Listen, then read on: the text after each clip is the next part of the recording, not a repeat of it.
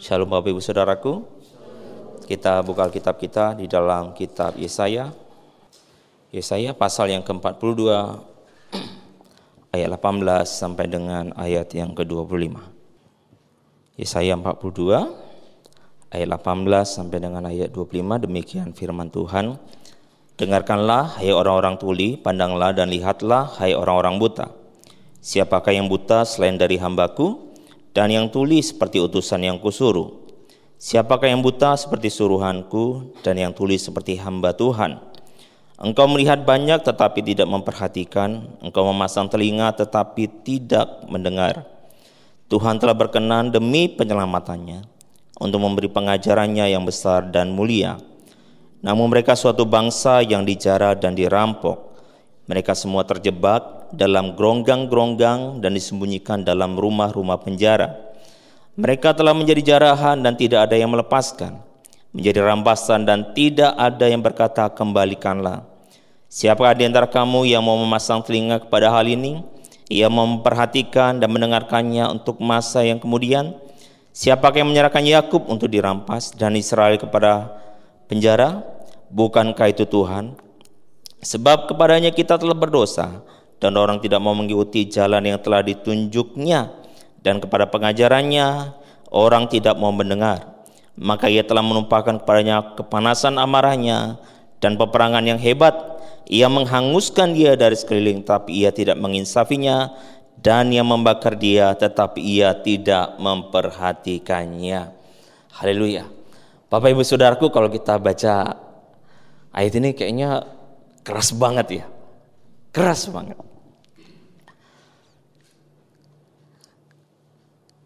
Tiba-tiba ayat ini terngiang, saudaraku. Saya sekian cukup lama mendengarkan ayat ini.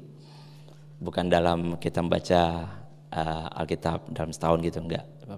Jadi saya mendengar khotbah dan tiba-tiba ayat ini tiba-tiba terngiang. Terjebak dalam geronggang-geronggang. Bagian ayat itu yang tiba-tiba terngiang di telinga saya.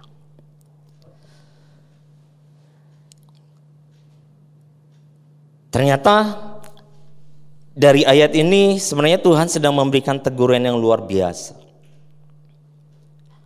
kepada umat Israel. Kita tahu bahwa Israel adalah umat pilihan ya. Tuhan pilih mereka. Benar-benar Tuhan kuduskan menjadi umat kesayangannya. Tapi ada hal yang menarik adalah bahwa bangsa ini tidak mengikuti apa yang Tuhan mau. Mereka berjalan sesuai dengan kehendak hati mereka. Apa yang mereka sukai itu yang mereka lakukan. Sampai firman Tuhan datang kepada Nabi Yesaya di pasal 10 bahwa Tuhan memanggil Yesaya, siapakah yang aku utus?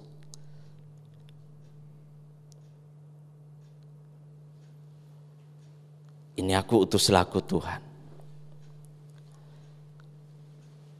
Tuhan mengutus Nabi Yesaya kepada bangsa, firman Tuhan katakan, yang tegar tengkuk.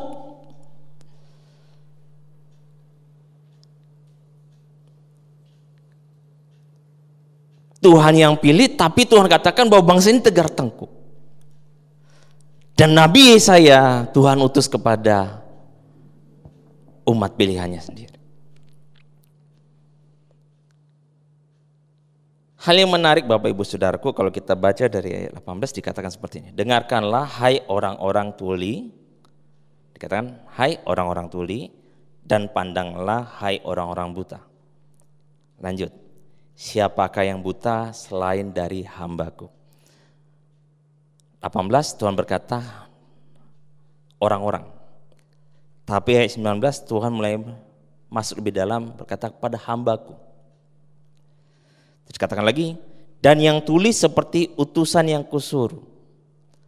Utusan. Dan katakan lagi, siapakah yang buta seperti suruhanku, dan yang tuli seperti hamba Tuhan. Orang-orang masuk ke hambanya. Terus yang ketiga, utusan Tuhan. Terus yang keempat adalah hamba Tuhan. Apa yang Tuhan taruh kepada umat Israel itu begitu luar biasa. Hambanya, terus yang Tuhan utus, sesuatu yang luar biasa sebenarnya Tuhan berikan kepada umat Israel. Sebenarnya hal yang sama juga Tuhan berikan kepada setiap kita, amin.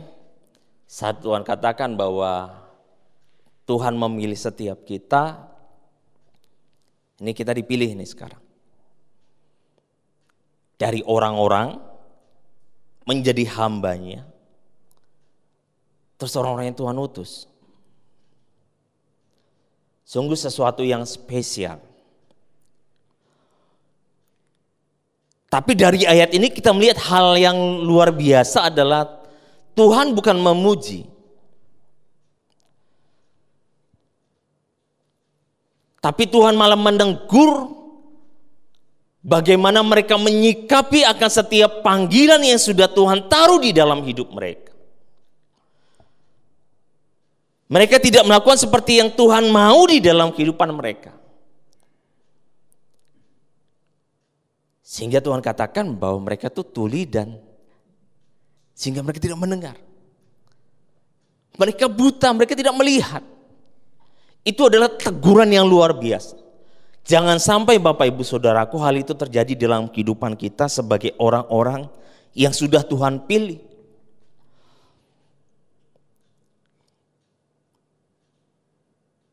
Kita menjadi tuli, bahkan buta secara rohani karena ketidaktaatan, karena ketegar-tengkuan, karena kita menikmati hidup mendua hati.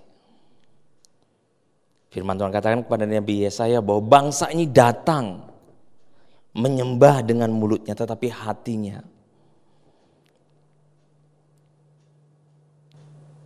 tidak ikut menyembah Tuhan. Hatinya ke tempat lain.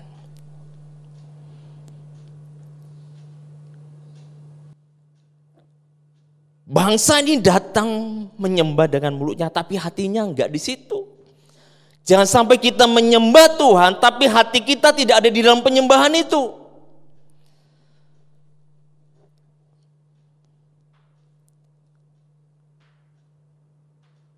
Apa yang Tuhan katakan tadi, saya katakan di awal itu bahwa firman ini begitu keras.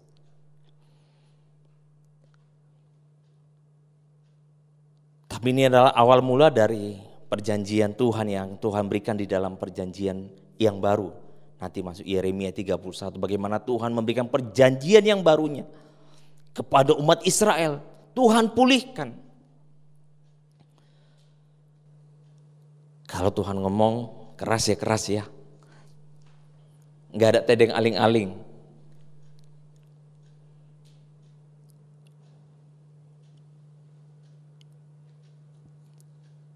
Saya harap bahwa kita bukanlah pribadi-pribadi yang ada di posisi yang Tuhan katakan bahwa yang tuli dan yang buta. Secara rohani, saya harap bahwa kita tidak ada di sana.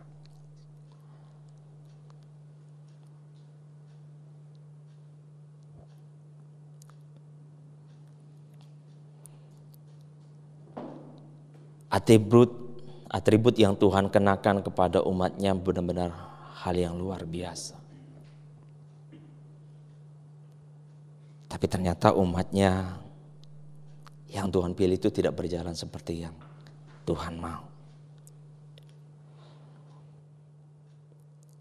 Ketidakmampuan kita untuk mengerjakan kebenaran firman Tuhan dan kita berjalan di dalamnya membuat kita terjebak. Firman Tuhan katakan terjebak di dalam geronggang-geronggang. Kalau saya coba lihat itu ada terjemahan yang lain itu lubang-lubang atau gua-gua.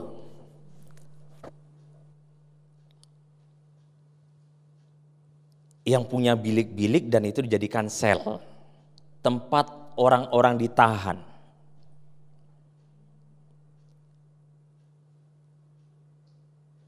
Jadi ketidakmampuan kita untuk mengerti kebenaran firman Tuhan akan membuat kita ada di dalam sebuah tahanan, membuat kita terikat.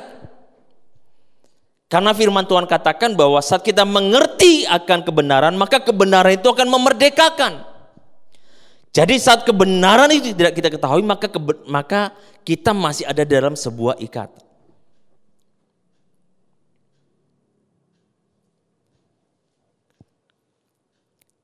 Apa yang firman Tuhan ajarkan kepada kita Bapak Ibu Saudaraku malam hari ini di dalam Yesaya 42 ini dari ayat 18 sampai dengan 25 untuk kita dapat keluar dari jebakan geronggang-geronggang itu.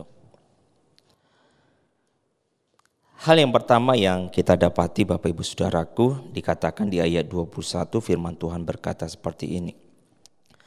Tuhan telah berkenan demi penyelamatannya untuk memberi pengajarannya yang besar dan mulia. Hal yang pertama untuk kita dapat lihat Bapak Ibu Saudaraku, untuk kita dapat keluar dari jebakan-jebakan yang ada adalah sadari bahwa hanya Tuhan yang sanggup menyelamatkan hidup kita dari ikatan apapun. Dari ikatan apapun. Saya percaya bahwa setiap kita punya masa lalu yang mungkin kita anggap bahwa itu adalah hal yang paling jelek. Saya juga seperti itu Bapak Ibu Saudara. Saya punya masa lalu yang jelek, saya bilang. Saya orang pendiam,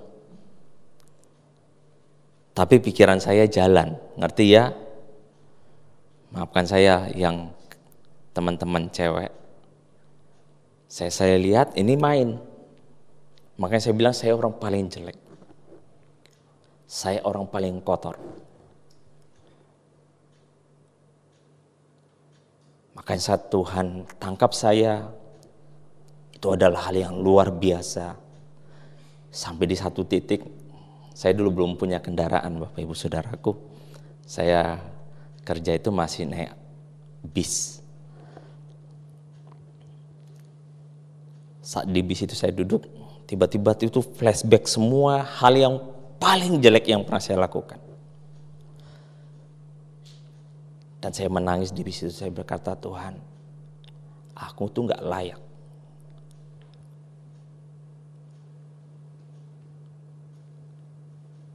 Gak ada dari kita yang layak sebenarnya. Tapi Dia selamatkan kita. Untuk diangkat kita menjadi orang-orang pilihan Dia.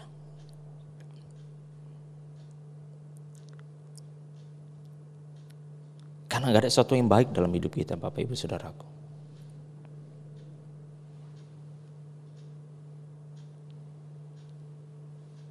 Karena firman Tuhan katakan bahwa kecenderungan hati manusia segala sesuatunya yaitu kejahatan itu yang dilakukan.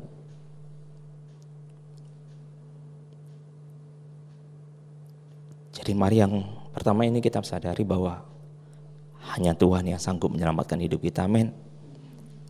Hanya Tuhan, bukan yang lain. Seberapa dalam pun kita jatuh, datang hanya Tuhan jawaban di dalam hidup setiap kita. Yang kedua, Bapak Ibu Saudaraku, ayat 23, firman Tuhan berkata seperti ini, siapakah di antara kamu yang mau memasang telinga kepada hal ini, yang mau memperhatikan dan mendengarkannya untuk masa yang kemudian? Siapakah yang menyerahkan Yakub untuk dirampas dan Israel kepada penjara? Bukankah itu Tuhan? Sebab kepadanya kita telah berdosa. Dan orang tidak mau mengikuti jalan yang telah ditunjuknya. Dan kepada pengajarannya orang tidak mau mendengar. Maka ia telah menumpahkan kepadanya kepanasan amarahnya dan peperangan yang hebat. Dikatakan kepadanya kita telah berdosa. Bagaimana Tuhan sungguh-sungguh memberitahukan bangsa Israel. Saat firman Tuhan dikatakan, bisakah kita tidak mengeraskan akan hati kita? Ataukah kita berkata bahwa ayat ini untuk dia, ayat ini untuk dia.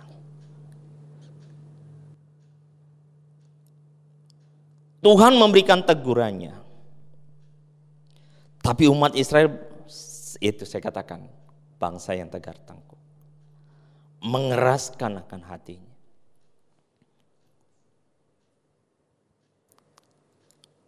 Jangan sampai kita mengeraskan akan hati kita, Bapak Ibu Saudara, untuk setiap hal apa yang sudah Tuhan singkapkan.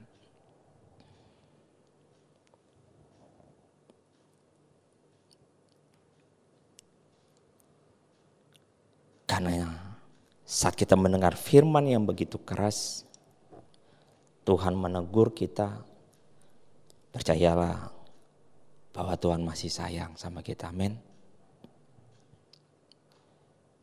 Sekeras apapun firman itu, yang kita tahu itu menemplak akan hati kita, itu karena Tuhan masih sayang sama kita.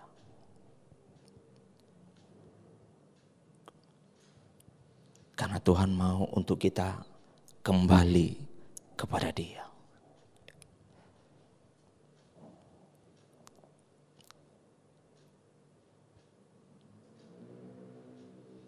Firman Tuhan katakan di dalam kitab Ibrani bahwa pada hari jika kamu mendengar suaranya, jangan keraskan akan hatimu.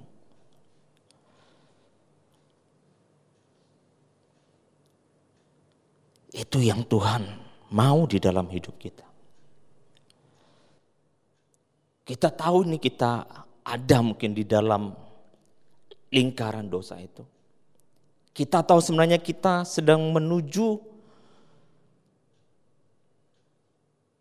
kepada jalan yang sebenarnya bukan Tuhan mau di dalam hidup kita.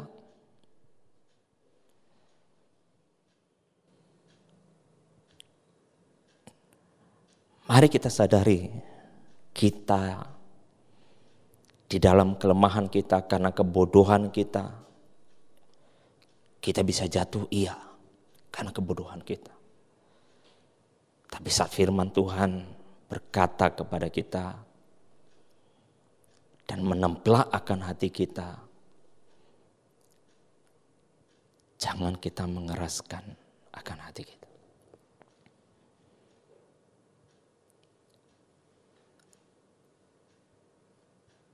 Karena firman Tuhan itulah yang akan meluruskan akan jalan kita, amin.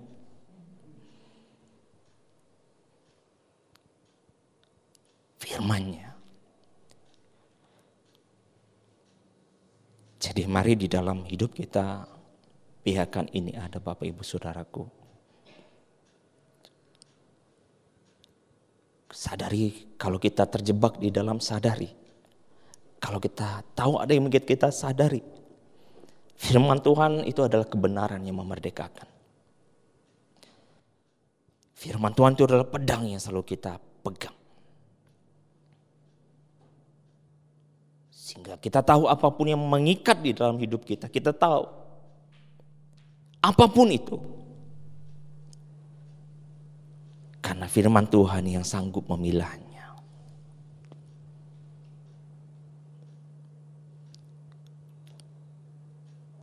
Dia jalan, dia kebenaran dan hidup.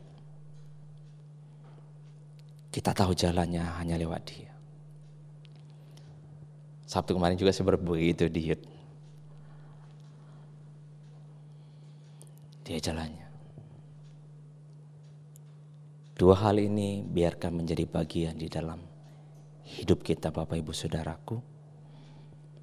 Untuk kita tidak terjebak di dalam geronggang-geronggang, sel-sel penjara yang memenjarakan akan jiwa kita, yang memenjarakan akan roh kita karena dosa, karena keinginan nafsu dunia yang ditawarkan dunia kepada kita. Tuhan menjadi penyelamat dalam hidup kita. Yang kedua, di dalam Dia kita bisa memperoleh kemerdekaan jika kita tidak mengeraskan akan hati kita. Amin. Kita datang di hadapan Tuhan.